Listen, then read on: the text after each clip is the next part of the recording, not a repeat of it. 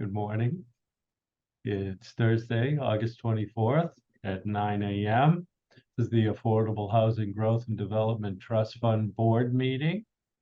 And I must ask if, in accordance with Mass General Law, Chapter 30A, Section 20, if anybody is taping this meeting, and to please make their presence known.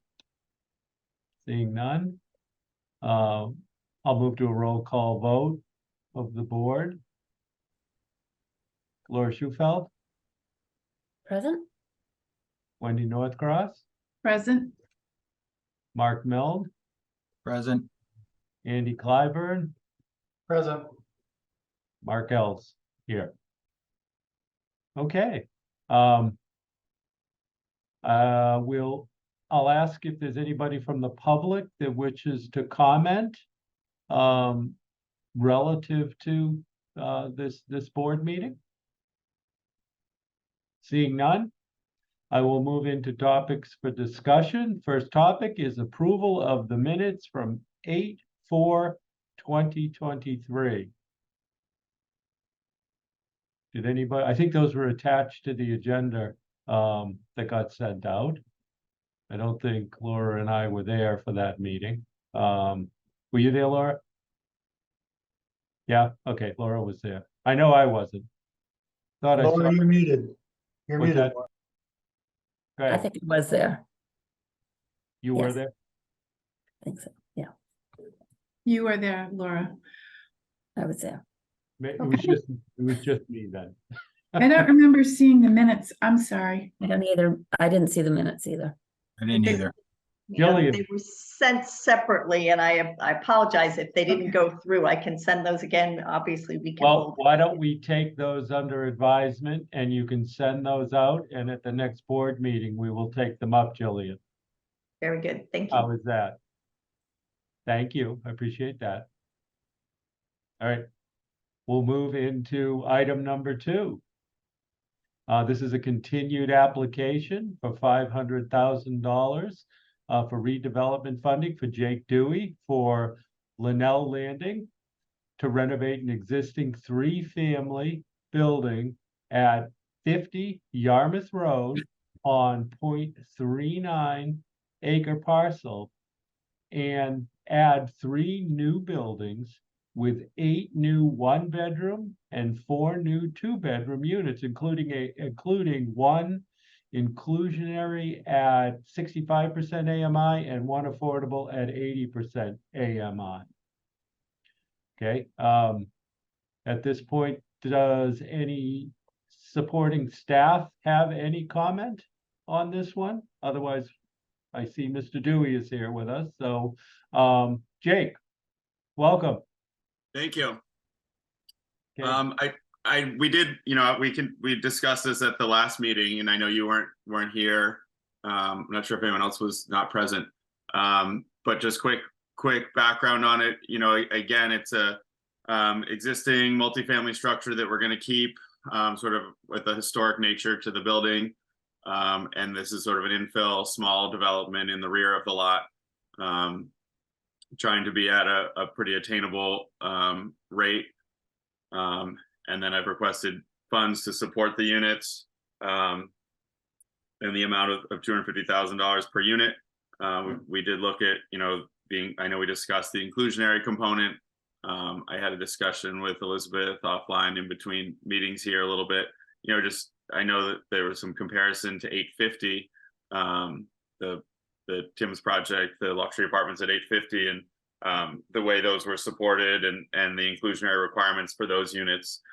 So I was just hoping, we can sort of put to rest the inclusionary component as whether it's we're supporting it or not.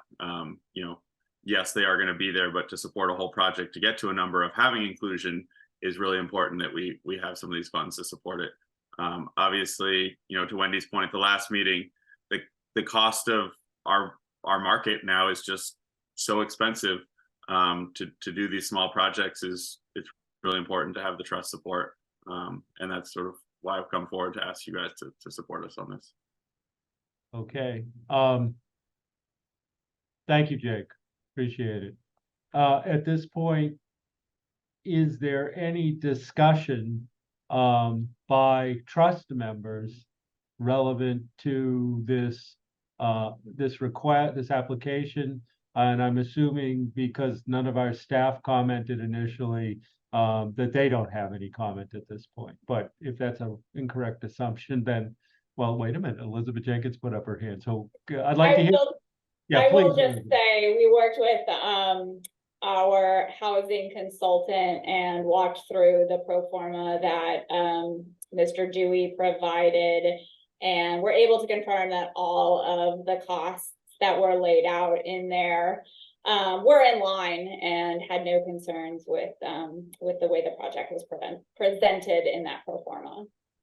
Okay, thank you. And I guess I would, yes, I'll get 1 second, Laura. I know I opened it up. Jillian, any comment at this point? And just the comment that at the last meeting, I know we had talked about instruments, like other, how would you accomplish security of attaining those units that are not the inclusionary and perhaps not deed restricted. And so that was something that I know Charlie had put some mind to, but we really hadn't had any full discussion about how to accomplish that. But that is a potential option for doing something slightly different than what you've done in the past. Thank you. Charlie, any comment before I go to Laura? Not yet. I'd like to, Laura and I have had an important discussion on the subject of 100% AMI and other related issues about policy guidance and how that interfaces with any regulatory scheme that's in place. Depending on what the advancement of monies is that is requested, we may have to find a way to secure the monies so that if the project for any reason does not go forward, that we are able to recover advancement of the monies that we have made. We've used that as a precedent on a number of projects, and there are ways that we can do that, but I need to have that discussion with Jake and his counsel if the project is going forward. Okay, Laura. So, I guess a couple things. First, I just wanted to know who your housing consultant is. Oh, Art and Cadron. Okay. Okay. So a couple things. Like Charlie said, we had a discussion a little bit about kind of policy that probably we should, the trust itself should do this kind of outside of looking at a project. But there has been a policy that we not fund inclusionary units because that's part of the of the whole equation in the development getting regulatory agreement or whatever additional density in order to pay for the inclusionary. And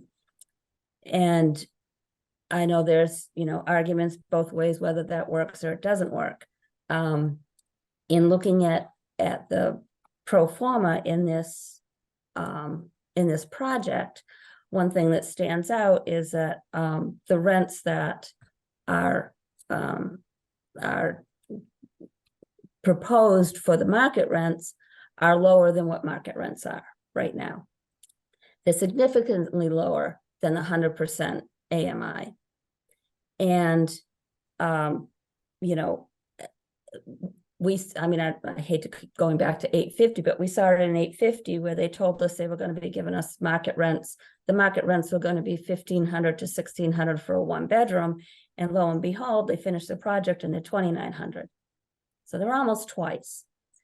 So there's room to grow in the revenue side on this, even given the location, their new construction.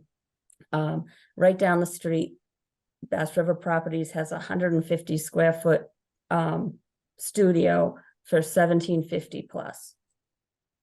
You know, if that's what, you know, if that's, I'm not saying that's market, but I did do research with CoStar, which is a marketing study application website, to look at what market is. And, you know, the 1 bedrooms are comparable, the 2 bedrooms, you know, are a couple $100 low, according to that. This doesn't look like the tenants are going to be paying utilities. So that kind of brings it into, these numbers are kind of plus utilities in most cases. So it's a couple hundred plus the couple hundred that utilities would be. So I think there's room to grow in the in the revenue, Jake. And I think that can, you know, close the gap. I think it's a policy decision whether the trust is going to fund inclusionary units, the 1 unit that's inclusionary. I will tell you that the state does not fund required units. The county does not fund required units under inclusionary or 40B. And so it's not something that we're making up. It's something that tends to be universal, that inclusionary or the 25% in a 40B are not funded by additional government funding. So that was kind of where I'm going. I think we can close the number with adding the revenue, you know, adding to the revenue side. This isn't going to be done, you know, for a year. That can, you know, also, you know, maybe rates will come down and the interest rate's pretty high. That's another thing. I don't know if you've looked at other sources of permanent funding. If you looked at some of the upfront costs are a little bit more for quasi-state funding, but they're fixed. You can get 5-year fixed, but you can get 20-year fixed, and with a 30-year AM. So, you know, at about 6%. So I think there's ways to close the gap so that we don't set the precedent of $250,000 per affordable unit, whether or not it's, you know, the inclusionary is included or not. We said that the 140 a unit at 850 was a outlier because it was at 50% AMI. You know, that was a, you know, a bar we set. I don't want to keep raising that per unit. I think that the project's great. I just think that, you know, it's asking a lot.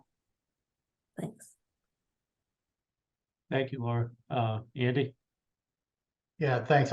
Laura zeroed in on exactly my question. When I look at these rents, clearly there's a need and this is still on target. But my question, and I asked Charlie to look at it, was, you know, how do we get some sort of hook that guarantees that the pro forma that is being proposed is carried out through the next decade? And clearly, if you can get a 1-bedroom at this rate, I think you put in 1870. I mean, that's voucher rate. We've had people come. It's not, Jake. It's not close to voucher rate. I mean, Mark, if you don't mind responding, I've gone back and forth with Lori Fenton at Barnstable Housing Authority. They will pay $1,553 for a voucher, and these 1-bedrooms, the intent is for veterans. I do a lot with VA VASH vouchers, and they will pay $1,553. I have talked to Sandwich Housing Authority. They're the same thing. They're holding at $1,553. So the 1870 is pushing it. I don't expect that I will be able to actually get that. But I was trying to make the numbers work. Again, Laura, if you can help me find tenants that can pay that have jobs that can afford that, I just find it really hard to find someone that's making enough money especially if it's a single person living alone, which would be the intent of the makeup of these apartments. If I could just finish my thought. Yeah. My question, and it was interesting, Laura, that you brought up, well, let's just increase the revenue side. My question is, why do we want to increase those? I would rather spend the money and somehow have teeth in those rates to where we're actually having 12 units at that rate that's being proposed. So if somehow there, and I know deed restriction perhaps isn't achievable, but if we could somehow lock in what this is proposing, I think it would be fantastic. And similar to 850, where 140 was an outlier because of 50% AMI, to me, getting 12 units at these low rents would also be an outlier, and we should be evaluating these project by project. I just don't know, you know, the four corners of, can we do it? Are we legally able to look at as a 12 unit development, or do we have to be omni focused and say we're only applying 1 unit? Yeah, could I, prior to your question, and I'll go to Laura next, and thank you, Laura, for raising your hand, that's appreciated. I wasn't here at the last meeting. Andy, in your question, you've referred this to legal. Charlie's response said that he has taken this under review, but they do not have a path yet to do what you've said. Is that where it sits at this point, Charlie? Yes, sir. I think my comments are probably structured in the sense that there is a policy debate that needs to occur, or a discussion, if not a debate, about what our comfort level is and how we're going to apply the funds. There are a number of ways to, once that policy is set, there are a number of ways in terms of our financing of such a project that would allow us creatively to perhaps achieve some of the goals that we're speaking about, and locking in rates and et cetera. I had mentioned just from shooting from the hip in the last meeting, you know, because the trust can invest in properties, is there any interest in the trust buying a couple of units out of this? It would force the project to go into a condominium form of ownership, or you know, there are ways we can skin that cat, if you will, to Yeah, mix I it. tend to agree with what Laura has said, and kind of has been my approach to things in managing projects, and it is, you know, to try to figure this out for a project request is problematic. I think we need to separate it out to a policy discussion, have that discussion as best as we can, anticipate those factors that would impact the policy, and then set a policy, and then come back to an application. Laura? I just wanted to say that, you know, I think the last time we were brainstorming and thinking kind of out of the box, the last session, I think what we failed to take into consideration is that our funds are CPA funds. And the restrictions of CPA come with them. The trust can do a lot of things, but the trust can't do a lot of things with CPA funds. And so I think, you know, Charlie, we didn't have that discussion either. Right. You know, you can't invest CPA funds. We could buy units, we could do some things, but it does narrow what we can do. And I just wanted to just put that front and center, because I know I wasn't thinking that way, so. Okay. I also will say that you know, the way we could do it, and obviously it's Jake's decision, not ours. I agree, Andy, that keeping the rents low is, you know, is of prime importance. So the only way we could do it, I mean, we could restrict these at 80 or 90% and still be within, I mean, obviously it's Jake's decision, but we could do more of the units at 80 or 90%. And that would keep the rents restricted low, which may be close to market now. Actually, probably a little bit above market now, but they wouldn't be able to go above market. You know, they wouldn't be able to increase as the market increases. And with the lack of inventory out there, the only place that rents are going is up. So. Okay.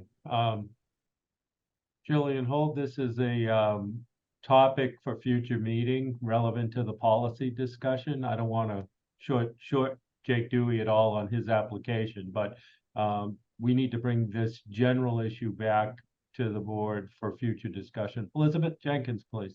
Yeah, I'll just add to that. We commissioned essentially a study of our inclusionary ordinance, its financial feasibility in the market today, as well as comparable inclusionary ordinances. We are getting that updated with the new 2023 numbers, and we'd love to present that, have the economist who put this together present that to the trust as part of that discussion. Great. Okay.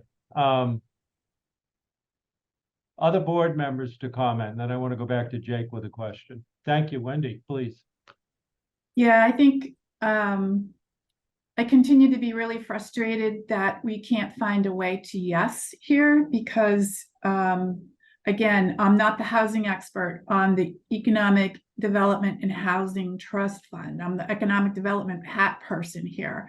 So I don't profess to be the housing expert, but I do profess to know what's terribly handcuffing our economy right now. It has become a real drag on business success is the lack of sufficient housing for people that work year round on Cape Cod. And I think that that coupled with the brilliant rezoning of our downtown area to accommodate density, to accommodate housing that can then be built more affordably, and to revitalize some areas that need the shot in the arm. I think Jake's hit on all of those items on the checklist. And I'm really, really frustrated because in my world, time is money, right? And the more that we sit and debate and try to, you know, live within what I consider to be somewhat arbitrary limits that we've set for ourselves in policy. I don't disagree with having policy and treating people fairly across the board, but I think that, you know, we're in a really unusual time and place in our history as Cape Cod and in our economy. And we need exactly projects like this with people exactly like Jake, who are taking on these kind of unusual, smallish properties, the infill, and getting creative. And just because you're in business doesn't mean you make money. And I would hope that Jake is not going to lose his shirt on this, but he's also filling an immense need. So I like what I'm hearing about perhaps investing in more units. I like what I'm hearing about, you know, having a way to claw back some funding if the project fails. I like all of that. I just worry that may take too long and he may lose his purchase and sale timeframe and he may lose other investment opportunities. So I guess I would just like to hear a little bit more from the applicant if anything that we've kind of thrown out there seems to be just out of question, or whether we do have a little bit more time to talk about it some more. I mean, I would just like to do this project. I would just love to do this project. And I think I'm clearly on the record about that.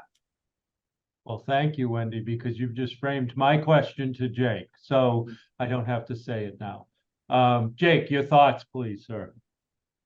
So first, and as we discussed in the last meeting, I've applied for a tie agreement on this as well. And Elizabeth, correct me if I'm wrong.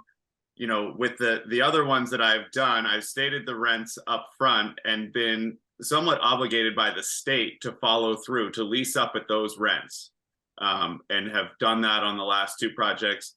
There have been minimal increases annually since then, which I will say is a big portion based on our water costs, our water fee being so high, and just people just use a lot of water these days. But and that also, I believe that the tie agreement, and again, the way I've been operating it is restricts these units to year round as well. So there are those two restrictions outside of you guys would be on these units, sort of no matter what. So it does give a you know, some sort of level of rent control there. And then it does say that they would be their market rate rental units. You know, what's determining what the market price is? I mean, that's, you know, to Laura's point about what the rents are, you know, I guess that Rob Brennan and Tim Tellman are getting these crazy rents. And maybe I just don't work with that clientele of tenants. But I'm not seeing people lining up wanting to pay that much, but I'm also not trying to build things maybe at their level. I'm trying to keep things at a relatively affordable, attainable level. So I look at the HUD published fair market rent as sort of a baseline here, as to what we're charging for rents. And then you're also looking at, you know, you guys are talking about our AMI numbers, which, you know, are skewed way higher than our fair market rents. Yes, at an 80% AMI, it allows you to charge up to, you know, I don't even have it in front of me, but whatever it is, it's almost $2,000, I think, for I think it's over $2,000 for a 1-bedroom. But that's not realistic to our fair market rent right now. I think it's just showing that there are people in our community that are skewing what the actual income level of people are, but our workforce isn't making that. Our workforce is falling in a different category. And that's sort of the niche I'm trying to fill here by doing this. So, you know, again, I understand like the concern that the rents, because I watched it happen as well with 850 and with Sea Captain's Row and these other projects where, and I'm floored that they were able to get those rents and fill them. And I understand how Sea Captain's Row is going, because it's a lot of people, unfortunately, that aren't working in our community, that are living there now, and they can afford those rents. But I guess sort of to the point, you know, putting more restrictions on things just makes it harder. It makes it sort of clouds basically the title on a property from a lending perspective for a bank. So the more we put on there, the more pushback I have on that side, because they have to determine, okay, how is it devaluing the property? Not just the rent income, but what's the value of the property for them that they're using as their collateral in the loan. So that's a big sort of, you know, and also it's a question with Lane too, on how we're assessing a value of something like that. When we put a restriction on it, what's it doing to its resale long-term value? So that's one of the reasons that I try to shy away from that, to just try to keep it cleaner. But I don't know if that answers the question, Mark, if that sort of helps or not. What's your timeline, Jake, for a decision from us on this 500,000? I'm waiting for you guys, basically. I have not submitted for a building permit until I figure out, you know, this component. I have shopped this to all of our local lenders, and basically we're all waiting to see if we have funding. I would like to have shovels in the ground. You know, building department gets 30 days with a permit. I would like to have shovels in the ground in October. But, you know, it's just pushing the go button of figuring out how we close this gap on funding. So, if I might, thank you, Jake. Charlie, so the conditions relevant to the tie that he's discussing, how can those be referenced relevant to our decision? And then I guess I broaden it. I'd go to Andy next and say, does this begin to touch upon what you're talking about? And then we'd go back to the whole group for a discussion and feeling about whether those impact our ability to make a decision today or in the future. So once I have some input on how the tie is going to be structured, we can do a mirror image limitation in the grant of these monies that will reflect that. So if it's the tie that is driving this decision process, we can mirror image that into our grant. And I'm sure that there are some other, once I have a little more detail, we can figure out a structure that will protect the intent of this board in advancing monies. So I'm not terribly concerned about the mechanics. There are a couple of ways to approach it, but whatever this board sets as a policy, we'll make sure it is reflected in the documentation that's then enforceable. And Jake's right. I mean, in the long run, the project to the extent it supports affordables is a limits valuation. But if on the other hand the or the full market rate units are going to be financed at a level that reflects the reality that the rents are going to continue to increase. The other argument that I think is out there as we analyze it is that to the extent that you're creating more market rate rents, at least in the abstract, it does take some of folks who are looking for housing out of the market, and arguably, on paper at least, it may result in less pressure on the lower end. That's an academic argument. I don't think, frankly, there's a legitimacy given the enormous demand for housing that you're going to really restrict that our monies are going to see any reflection of restriction in the marketplace in terms of what could be commanded. So you've got to make sure that, it's another way of saying, you've got to make sure that the intent of this board is reflected in the documentation that accompanies the grant. So Andy, then Laura. Andy, I brought your comment up. Does what Jake and then Charlie have spoken to begin to touch upon what you've said? It does. My question to Jake, and he somewhat answered it, was if you're not going after rates that are above 100% or even above 80% AMI, why not restrict them so we can get this to yes and move forward? And he somewhat answered that on the borrower side. My question from the previous meeting to Charlie was, is there a way to get this, knowing that it's 12 units of little a affordable, not big A? Is there a way that we can have an agreement with the developer to lock those rates in that is not necessarily a capital A deed restriction?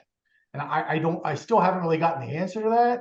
I mean, obviously Jake has a track record, but there is risk there, as we've seen with 850, that if Jake decides that he actually can find renters that will pay twice as much miraculously 2 years from now, then we have no hooks, right? The intent is clearly to fund this small A project of 12 units. It would be $46,000 per unit. So I'm very comfortable with the number. If there is a way, and I just don't know, I'm not the housing expert, to Wendy's point, I don't know how, but when I step back, it seems like such a needed project, and these 12 units are so needed. And if Jake clearly isn't trying to get rents above 80, 100% AMI, why can't we get to yes? There's got to be a way to get to yes on this.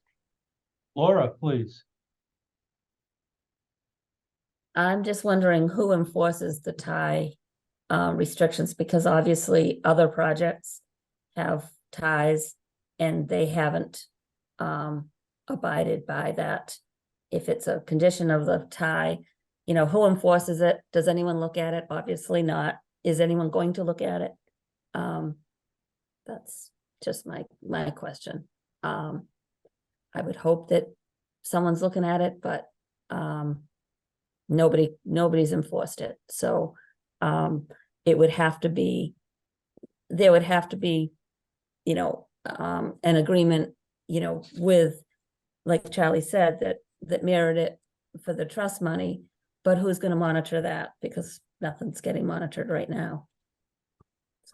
And that's a really important point. And I would say that any agreement that would accompany the grant, the intent to grant, would have to have a reporting mechanism in place, as even though these might not be technically quote unquote affordables with the normal restrictions, I think we can certainly create a mechanism that requires reporting from a reputable outfit so that these are monitored and by agreement rather than by regulation, and get that information. You're absolutely right. These do need to be monitored. So. Okay, Laura, again? Yes, sorry. If I could just say that, you know, the trust could have approval over any rent increases over 10% or something like that. Okay, I would want to defer to legal for an opinion on our authority to do that. I guess I'm concerned with beginning to play that oversight regulatory role as opposed to really focusing on providing the, you know, supplemental funds to be able to make a project like this work. So back to the tie, just for my own, you know, it's the first I'm hearing we're not enforcing something, so I'm a bit surprised at that statement. Charlie, where does that responsibility fall specifically?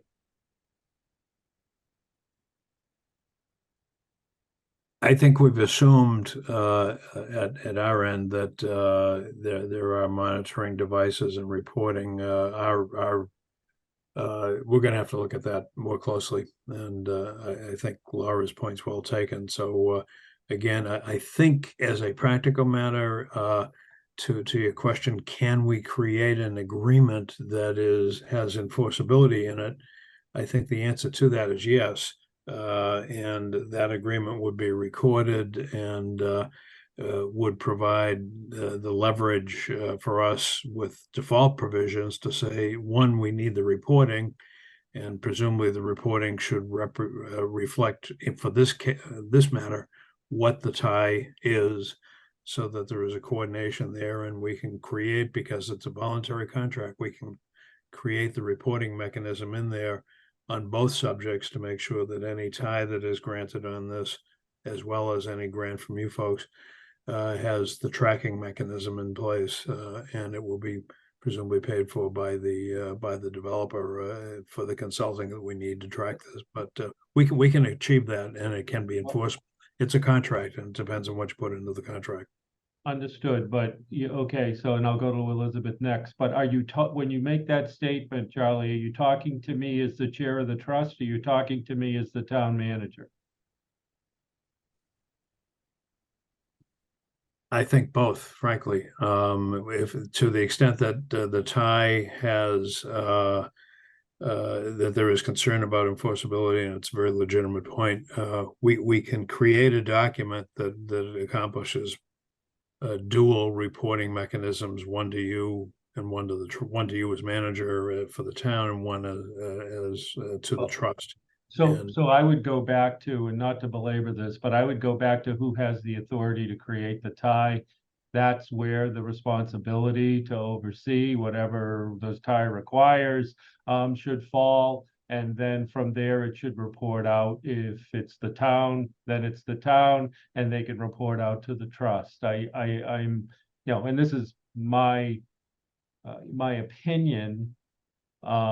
Probably wearing both hats, but certainly serving as chair of this committee right now.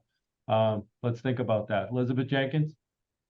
I just think it's important to remember that the HDIP and the tie program and the trust, I mean, they have different objectives, right? So the tie is an agreement that's sort of duly issued and administered by the town of Barnstable and the not DHCD, but Executive Office, EOLEC, whatever they are now. So they're the ones who go through and do that initial certification that these qualify as market rate rental units. But in terms of certification going forward, I mean, the only reporting that happens is an annual report that the developer provides us that shows, you know, that those units are leased and are leased consistent with the agreement. I mean, they're not looking to say, hey, you said you were going to rent it at this rate and you're renting it at this rate. I mean, really the intent of the tie and the HDIP is to help, is to help bring market rate units online. We're really, with this project, what we're looking to do is, we're looking to, or Mr. Dewey's request is to help put together a workable pro forma that will get this project out of the ground. So I just emphasize that the sort of objectives of the HDIP and I think what the trust typically tends to want to accomplish and monitor. I'm not going to say are at odds, because I think they're all sort of funding sources that are working together to try to make a project feasible here. But the outcomes are different. And again, we did go through Mr. Dewey's pro forma, that again, I think clearly shows the gap and the need for the unit. And, he explained the sort of tax situation where these units do get sort of devalued from a lending perspective, but he doesn't get that benefit necessarily in the way those units are taxed by the town of Barnstable. So the tie helps, it helps make up for that. Thank you, Elizabeth. Laura, please. I'll defer to Mark Milne, but if units are deed restricted, that is taken into consideration, or it's supposed to be taken into consideration in the tax assessment under, I could tell you what rule, but it's a fight that we have with a lot of communities, but we've never had it with Barnstable. So Mark, am I right, Mark? please. That's correct, Laura, that they are taken into consideration. Look, I really like to see this project go forward, and if we can find a way to get everyone to agree to bring it forward, and if that takes a monitoring services agreement or something that's incorporated into any grant agreement that we put together for this funding this project. It is, we have an applicant here who has a record of success in developing similar types of projects. They're local. And it's in an area that we're looking to target for redevelopment, and it keeps an existing building, which is one of our priorities under our regulations or goals for the trust. So if we can find a way to, if we want to adjust the rents or try to prevent these skyrocketing rents taking place a couple of years from now, if we can work that into some kind of monitoring services agreements that will, the hook could be, some kind of adjustment to a tie if that's not adhered to. But I'd like to really find a way to move this project forward and get it off the ground here. I think we have somebody who's got his financing lined up. He's ready to break the ground. So let's find a way to help him do it. Let me ask, I'll ask legal and then I'll defer to trust members. To answer really what Andy started and Mark has continued, does this need to be taken under advisement and brought back again, or can we move something in your opinion today, given what we know in the application and what's been said? I think you could move it forward today with an agreement in principle to grant the money, and subject to development of a mutually satisfactory grant agreement that would address these issues, and have it. We'll play an active role at that discussion, and Jake and his counsel, who I would want involved, can assist us with that. And I think between Laura and Elizabeth and myself, we can hammer together an agreement that would be worthy of your consideration at our special meeting. We can move this along pretty quickly. So Okay. He says with fingers crossed, but All right, Elizabeth, did you have something or no? I don't. I'm interested in Mr. Dewey and his thoughts on what the trust has thrown out, if that's doable. I don't, I've never seen the mechanism that allows us to informally monitor rents, but if there's something that we can work out, I mean, again, that was the discussion that we had sort of prior to this meeting, and we came up a little empty. I just want to hear from Mr. Dewey and make sure that he's okay with proceeding like that. I mean, honestly, I think it's a good, from a town-wide perspective to have a sense of our rentals going on. I think it's a an annual report is totally, in line with something that it should. I mean, with all of these things that have been, subsidized, to at least have in the file of like, hey, here's how this place is operating, so we know going forward, what we're producing. Like, because even with what's going on at 850 and what's going on at Sea Captain's Row, we all sort of hear through the grapevine what's going on, but who knows what actually is going on. So I think if there was a certified, whatever, I get that there isn't necessarily a full legal maybe way of doing this, but I think it would be great to report annually, here's what the rents are coming in for these units, the turnover of tenants, the things of that nature, to know this housing that we're creating, if it's effective and it's successful. So I'm not opposed to it, and I think, again, I any of my increases I pretty much can usually can justify. So if rents go up 3% or 5%, usually it is related to utilities or taxes or water or sewer or things like that, sometimes you can't forecast. I can't always forecast what tenants' consumption is going to be. I mean, I literally have been floored with the water bills and sewer bills at some of these other properties and how they've increased, partly because of the rates, but partly just consumption. And I know some of that is, lack of housing creates overcrowding in places. So there's more people living in places than I would have anticipated or would prefer. But no, I'm not opposed to having something like that. I mean, back to Andy's point a little bit of restricting more units. I think there's a level of restricting more units that's almost a disservice to part of our community, because it adds a challenge for some people out there to figure out how to get into these units. So even if they're restricted at 100%, it adds some hoops that there's people out there that can't or won't or don't want to go through those hoops to get there. And it, honestly, I know for a fact it scares some people in our community when they have to go through those places, and so they don't. So again, I get your point, and I understand the want for a restriction, but I think it can be sort of argued both ways. Okay.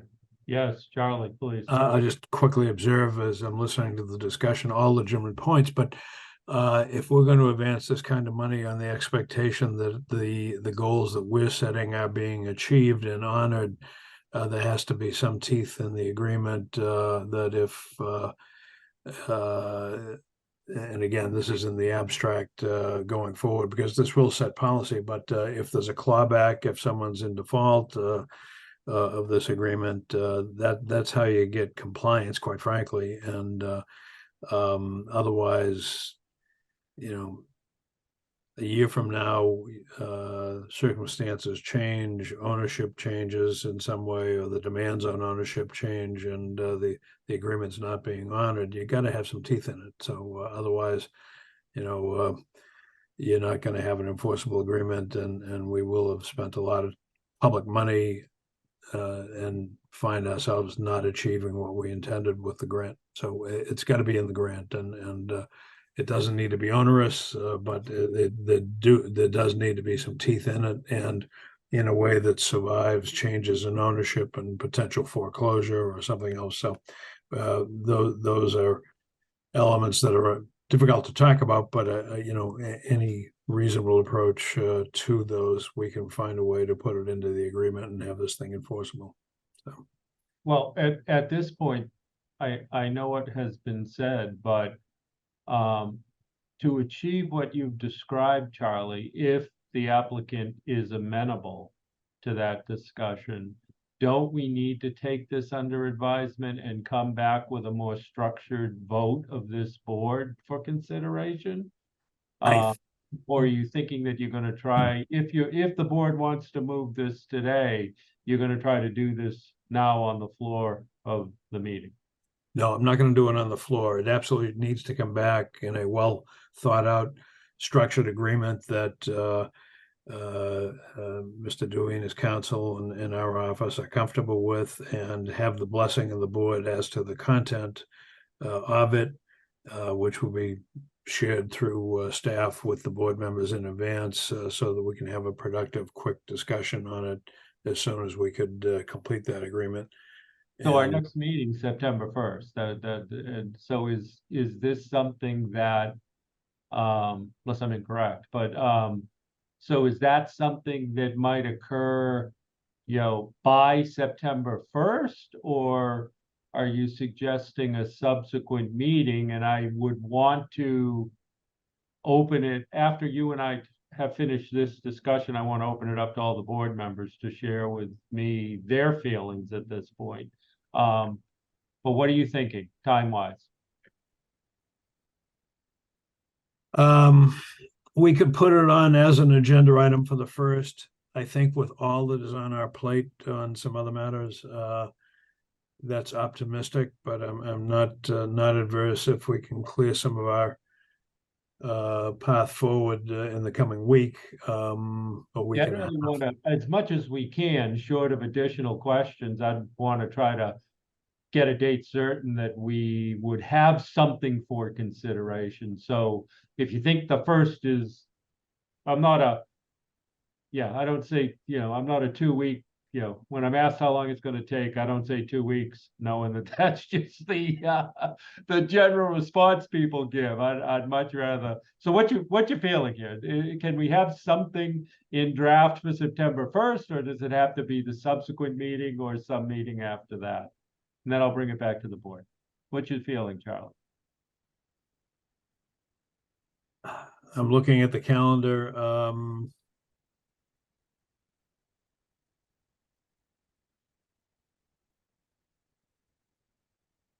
I think realistically that is difficult. If I'd prefer to see something maybe the week after Labor Day. I know what's on our calendar, and Yep. All right.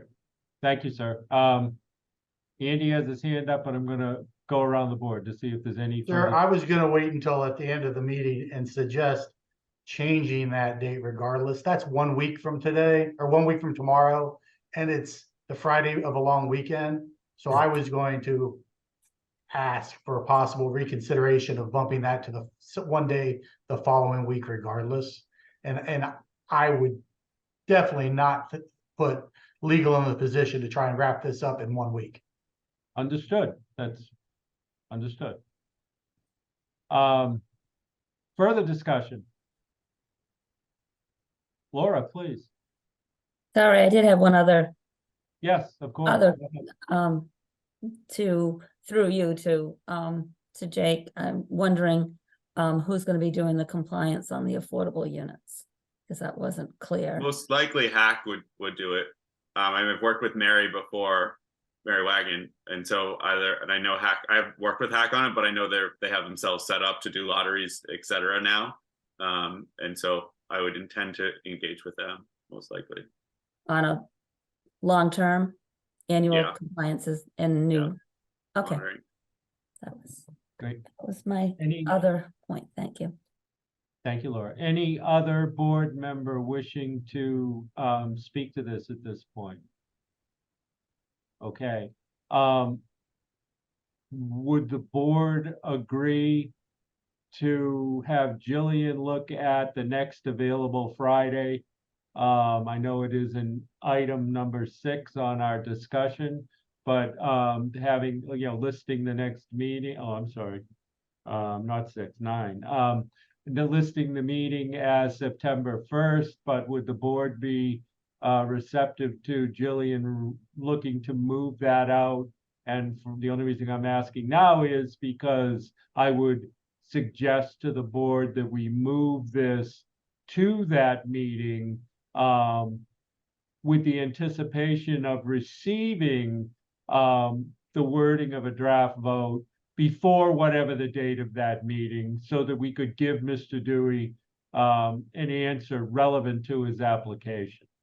So Jillian, well, how does the board feel about me making that request for all of us relevant to the next meeting? And then how do they feel about that? Why don't I go around? Laura? Yeah, I'm agreeable. Wendy? Yeah, yes, and I can do September 8th in the morning. Okay, Mark Milne, Yes, and I'm available on the 8th. Andy. Yes, sir, I'm available. All right, Jillian, you already have your answer. Second item, are you agreeable to continuing our discussion number 2 relevant to Mr. Dewey's application to the 8th, anticipating a draft motion for a vote? Yes, Laura, Yes, Wendy, yes. Mark Milne, Yes, Andy Clyburn. Yes, Okay, before I close, then thank you all. Mr. Dewey, is that reasonable for you, sir? Yeah, just so, well, yeah, Mark, did you vote on it? I did, yes. Okay. Sorry. Thank you. Just so just so I'm clear, so the idea here is the intent of the trust is to move this forward potentially if the agreement is agreeable as written. Is that sort of where we're at? And so Yes. Charlie and my attorney, we're going to try to get together and create a draft agreement that incorporates the discussion today, etc. Is that Yes. that's the intent here? Yes. Okay. Yeah. So Charlie, you and I will get together offline and figure out that, or you're going to create a draft. It will be an enormous help to us if your folks took the first shot at it. We can provide some exemplars. We've got some examples from Hack and others that we have actually implemented that would have some of the key provisions in it. So we'll provide something to you by tomorrow. And in terms of exemplars, if you folks could take the first stab at it, it might accelerate the discussion, and then we can get together with Jillian to go over the content. So is that doable? That's great. Yeah, I'll look for that email. And Elizabeth and Jillian, if you have other examples or things that, or if you've pulled things from this meeting that you think we definitely need to incorporate, just let me know so we make sure. Yeah, I have my notes, but if Charlie has a starting point, that would be incredibly helpful. Jillian, please keep Andy and I advised of the progress time-wise. Very Yes, good, ma'am. thank you. Yep, thank you. Okay. Thank you all. Yes, thank you, sir. All right. I would like to move to discussion item number 3.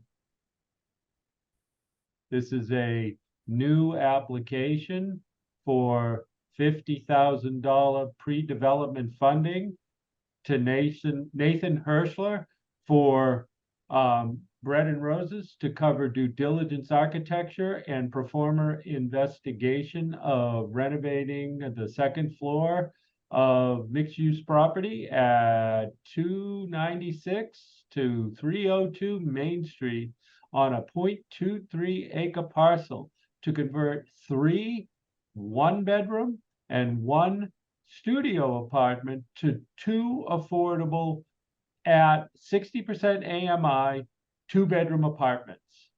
So there's actually a mistake in that. I can summarize what the actual proposal is, if that would be helpful. Sure. Pause 1 minute, please. Yes, Yeah. Ms. Jenkins. Town Manager Els, I'm gonna recuse myself from participating in this application. Okay, thank you. Thank you. Okay, where'd you go? There you are now. Sorry, you jumped on my screen. Mr. Ursher, please clarify the discussion item number 3 for me. Sure thing. So just a really quick brief, I'll just quickly summarize the entirety of the property and also very briefly the entirety of the project that we're undertaking and how the affordable housing project fits into that.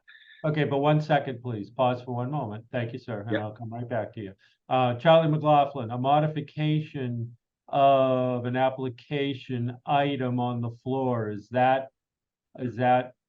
what I'm going to allow Mr. Hirschler to do something that he can do on the floor, or should he take it back, modify it, and then bring it back to us?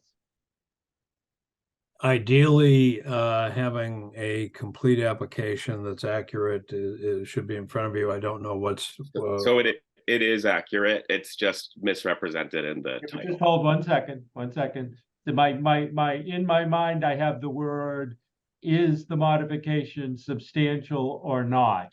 So, again, sorry, Charlie, I go back to you. What do you advise relevant to what Mr. Hirschler is asking? I would think in terms of the interest of moving this along, that we can have a quick synopsis from him of what the changes are, and then I can advise you whether or not I think they're substantial and requiring another hearing or moving it to another date or not. So, Okay, thank Great. you. Mr. Hirschler, please proceed.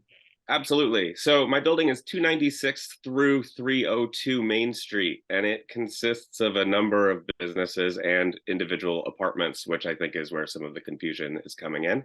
296 is the home currently of Foursquare Church, which is an evangelical church that is occupying all of 296 Main Street. 298 Main Street currently has 5 apartments existing within it. Those are 4 one-bedroom apartments at $1,200 a month, and 1 studio apartment on the 3rd floor, which is at $1,300 a month. In addition, the 298 has what were originally 2 office/storage spaces that we are proposing to convert both of those 2 spaces, those spaces that are in the building above 302 Main Street, to 2 affordable housing units within the existing framework of the building structure. They're currently unleased pieces of the property and ready for construction as soon as we can get all of our construction documentation in place and go through site plan review. And then 300 and 302 are Bread and Roses Bookshop and Cafe, of which I'm also an owner operator. So it's actually we have 5 market rate units, and then the proposal is for 2 new 2-bedroom affordable housing units. Okay, Charlie, based on what you hear, should we proceed with this new application? I think you may, yes. Again, I don't have the benefit of maybe just one further explanation from Nathan. How does this change from the application that was submitted? You said there were mistakes that needed to be corrected. No, just in the title of today's document, sir. It's at my submission contained this information as I stated it. Fine. I think as a practical matter, would be taking this under advisement anyway. So I would say if your desire is to move forward, Manager Ells, I think we can do that. Okay, thank you. All right, any comment from Jillian relevant to this? I think that's fairly close to what I had described. I think I'm off just that maybe by latter the part. number. Yeah. So thank you. Yeah. Okay, great. Board members, do you have any questions about this application? Laura, please. I think I'm confused between what is going on. So can you just tell me again? Yeah. What's happening on the 2nd floor? Yeah, sure thing. Okay, so on the 2nd floor of the building, there is currently 4 one-bedroom apartments. Those are sitting above 296 Main Street. Those are all currently rented market rate apartments. There's also access to the 3rd floor studio apartment on the 2nd floor, and that is also a market rate studio apartment that has been in existence since I purchased the property. Okay, so over 302 Main Street, though, there are what were 2 offices. Well, one was sort of like a storage unit in the back over the Bread and Roses kitchen, and one was a set of 2 offices up front over the Bread and Roses sort of main area. Those are both very large size spaces that have been underutilized, as far as I know, for the past 30 years. With, I think, some very minor construction costs, other than hooking up the water system, as I learned yesterday, for the sprinklers would be a really affordable way to get some really affordable housing into this really critical area of Main Street, where the town and I are trying to invest a lot of resources to try to make the place revitalized. Okay, so you're not eliminating 5 apartments. No. I'm keeping my market rate apartments, and I'm just hoping to essentially leverage town resources to help me build 2 new apartments that would not have existed otherwise. Okay, that clears it up for me. Thank you for that. Wendy, please.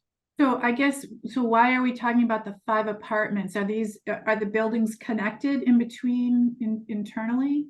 Yeah. So it's a really strange setup of the building. So this is why I was going through what each of the things are. So 296 is a bottom floor where the church is. 298 is the entirety of the 2nd and 3rd floors across the 2 addresses underneath. And then 300 and 302 are also on the 1st floor. So it's just a strange setup of the building. Everything we're talking about is on the 2nd floor. 5 existing market rate units, and 2 what I'm hoping will be affordable housing units. And do you, Mr. Chair, another question, do you have your consultants all lined up to do this work for you?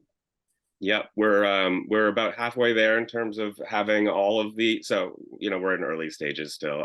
We do have Mariana Agresti was on just listening in to the previous conversation, and we've hired her as our architect for the project. So she's ready to go if we can get approval for this funding. And then we have in hand our proposals for sprinklers, and next Wednesday we'll have plumbing and electric in. And so we're really just waiting on we need to now get a utility contractor to hook up the water line. I have to hire a carpenter still.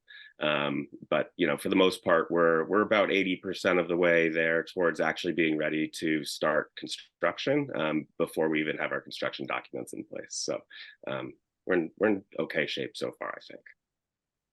So the funding will be used to pay your architect? Correct. That's correct. And for any additional sort of things that her proposal includes the civil engineering assessment if that's necessary. Okay. Additional questions? Seeing none. At this point, yes, sir, Charlie. I just want to remind the board in this preliminary approach, we have considered other projects for assistance, but we need and have taken a very firm position that we need security in place such that if the project does not go forward, that we have an ability to recover these soft costs. We don't have the luxury of funding soft costs, I think, and staying true to our mission without the ability to recover them if the project for any reason doesn't go forward. Mr. Herschel, are you aware of that? And is that a requirement that you will still want to proceed with this application? Absolutely. We'll be happy to do whatever needed. Yeah.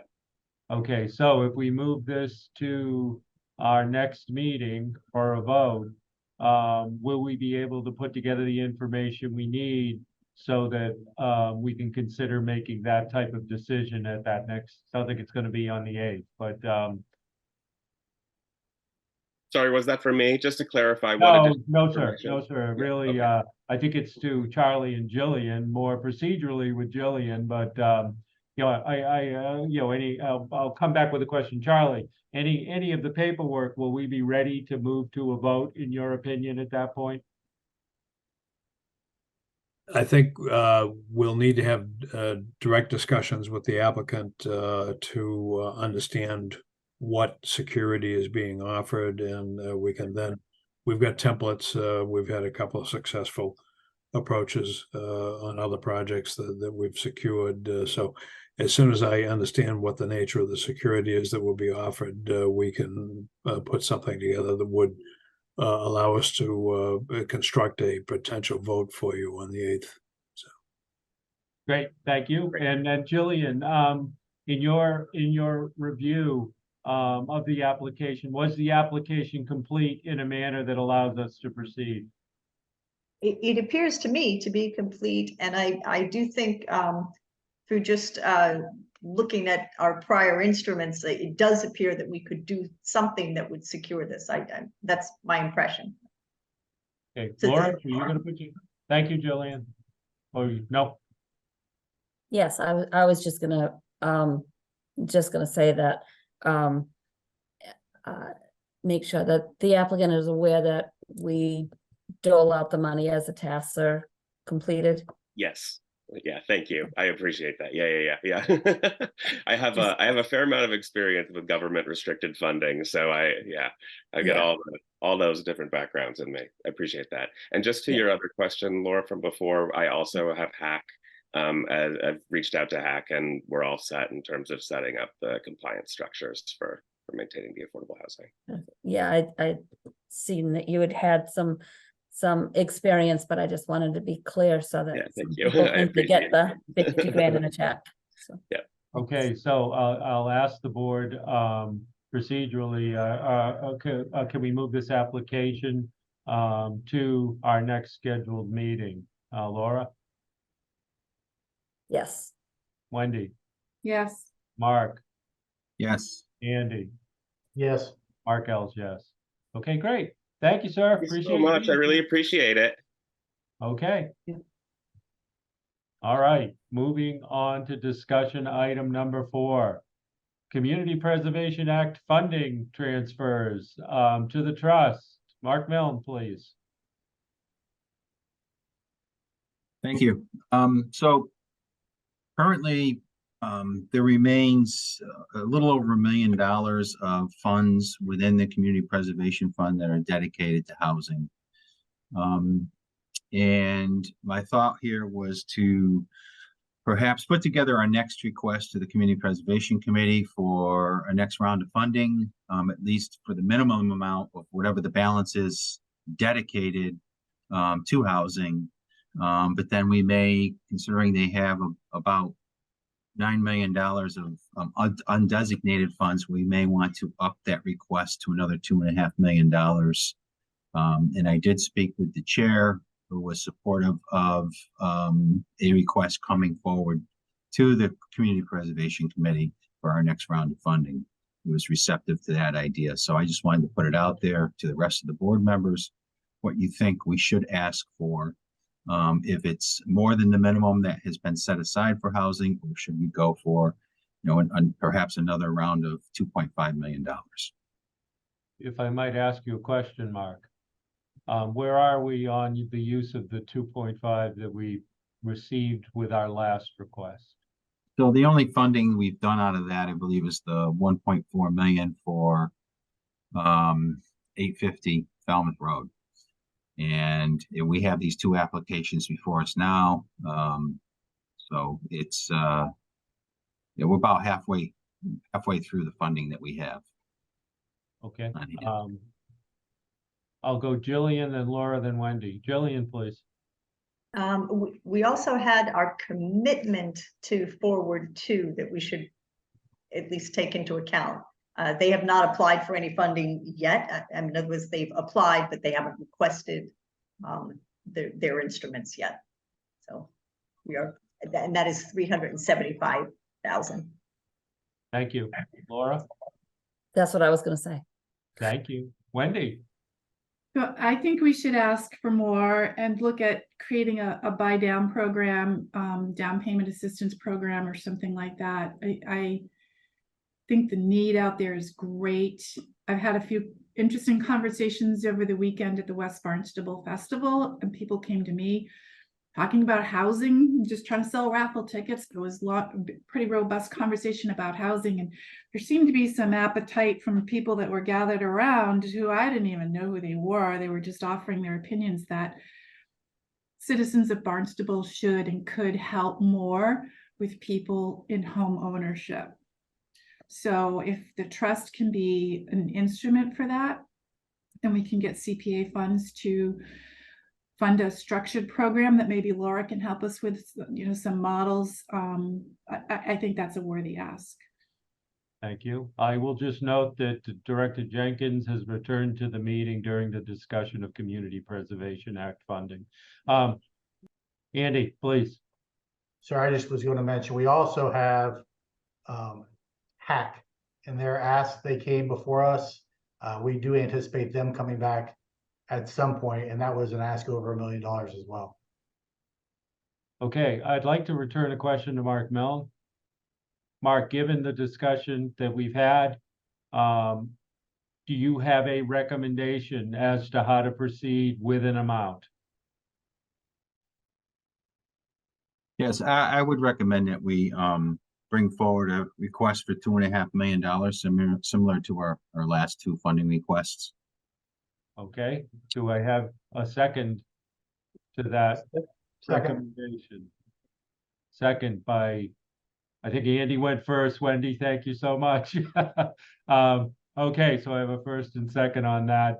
I'll just ask everybody procedurally. I don't know that a formal vote is needed, but I still like to hear from each of you. So Laura, Yes.